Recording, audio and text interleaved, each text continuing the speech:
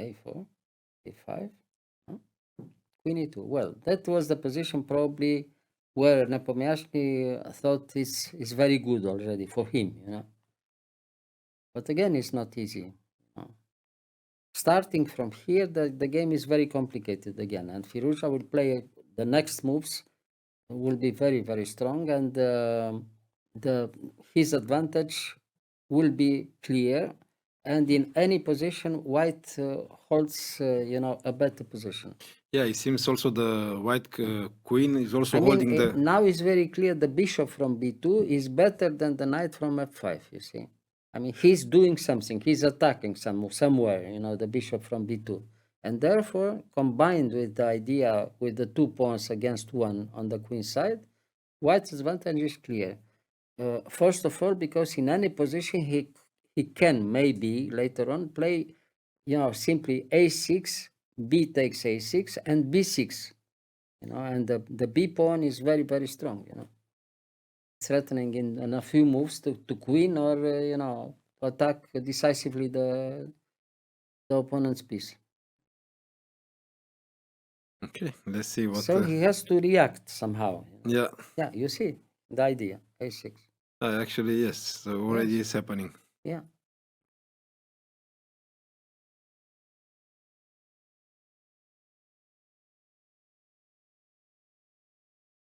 So he gave back the pawn. He gave back the pawn, but now if black takes, for instance, in h3, after a takes b7 is almost finished, because he's threatening the rook and rook c8 check, and is almost finished. Yeah. And in meantime, he doesn't have a perpetual on the other side. No, it's perpetual. Not enough. It's a move too late, for black in any position. Yeah, and now, of course, after queen g4, he tries to, to trade queens. If he trades in g4, it's finished again. It's much too late. Any position is lost. And now he also has e4, right? Yes. To get rid of the somehow, knight. After queen d5, for instance, e4 wins, for white. Queen d5, yeah. e4. Now I guess what's happening now? That takes the pawn. He took back the pawn, That was his hope, the last. And the bishop. And the bishop. Well, he attacks the bishop right now. Well, right now it happened, after bishop a1. This is very, very strong move.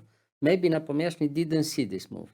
But right now the position is very unpleasant, because in any position, white threatens to win at least a piece, in f5. And he continues to have a threat on g7.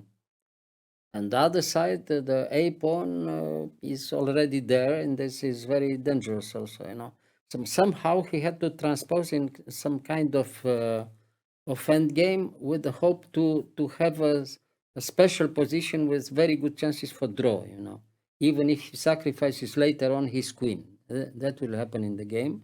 He gives the queen away, hoping to have this kind of position where black, has a good possibility to hold the draw, but it's already very unclear, and in some positions too late. We'll see. Yeah, because it looks a little bit finished, but it seems. No, he has still some game. It's not yet finished completely, but this is the idea. You see, now when you take back in f5, he wants to give up the queen. And have more pawns. And have some kind of fortress, some kind of fortress where the white queen can't win the position because only 2-3 pieces left. Yeah. And the material is too little. Too little, and maybe black has very good chance for draw. So in this kind of position, the technique is very important, and Firouja will show that even if he's a very young player, he has a very good technique. The realization of his advantage is very instructive, very nice. We'll see the rest of the game. Okay. So he took, of course. Now has to give up the queen, otherwise he's mate. He's mate. Yeah. take. Well, and this is the position. Does black hold the game or not? This is the idea. He had to take, and now rook a6, I think. Yeah, rook a6. Well, the idea now is to keep the position in this way that somehow white queen can't move on later to a good square to attack the king and to give the idea to the white queen to come also and somehow to attack the opponent's position. Yeah, for me. At the first glance, yeah. it's very difficult to win this. It's almost impossible. But there are still some chances because queen is a very strong piece, we'll see. Yeah, if you know how to use it. Because for me, I look, if he managed to put the rook on f6, it's very difficult. Unbreakable. Unbreakable.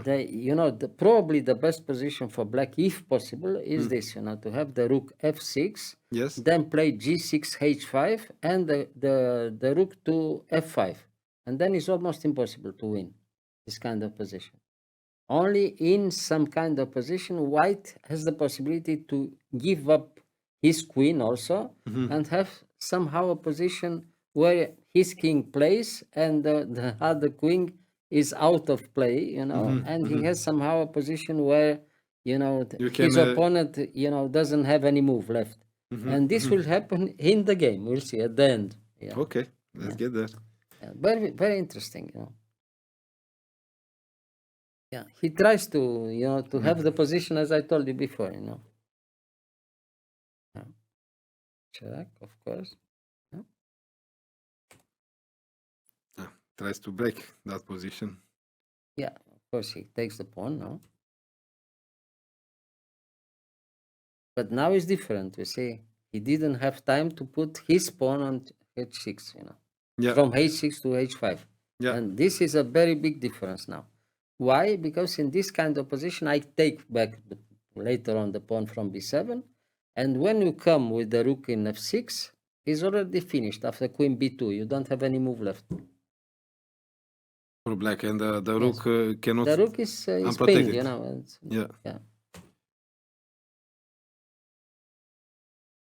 Again, he tries to, the idea is to provoke rook f6, and then, it's pinned and it's finished. The position is finished. But of course, Nepomniachtchi doesn't play this. He's running out of moves. Yeah.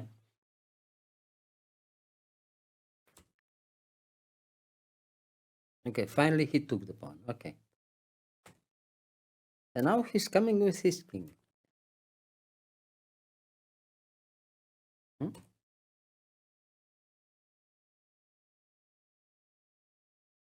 In any kind of position, he doesn't have the possibility rook f6, as I told you before. After rook f6, queen on the diagonal is already finished, for black. And therefore, he's running out of moves in this position later on, And white has the possibility to come with his king. And this is decisive. Step by step. Yeah, step by step. Yeah. Now this is very dangerous for black already.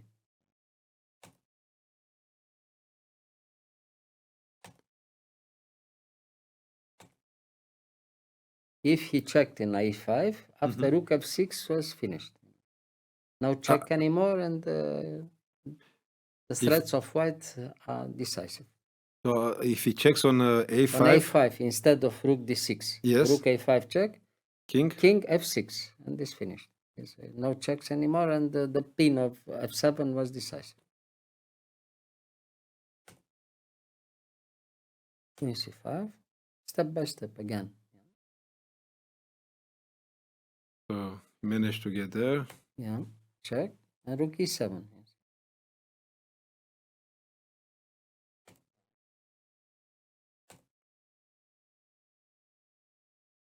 Very good. And now he gives back the queen. And maybe he didn't. This is decisive. Yeah. No, he saw, but he saw it. It was too late. It was too late. Yeah. Beautiful. It's a very nice move because you can't move anything. You have to take, and after rook takes, king takes f7, king h8, king g6, you lose both pawns, and any endgame is completely lost.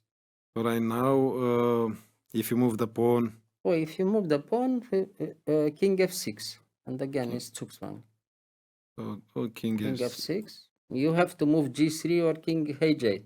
If you play king h8, then again king g6, and you lose the pawn from h6, and then the king comes back in g5 and takes the other pawn from g4, and that's much too late. Yeah, you lose both pawns. yeah, both it's pawns, finished. and even with one pawn more, with the king in f5 is finished. But if you have two pawns already.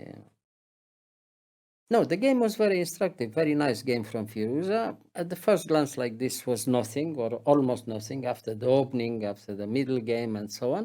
But step by step, he had something, and finally he had enough, I mean, yeah.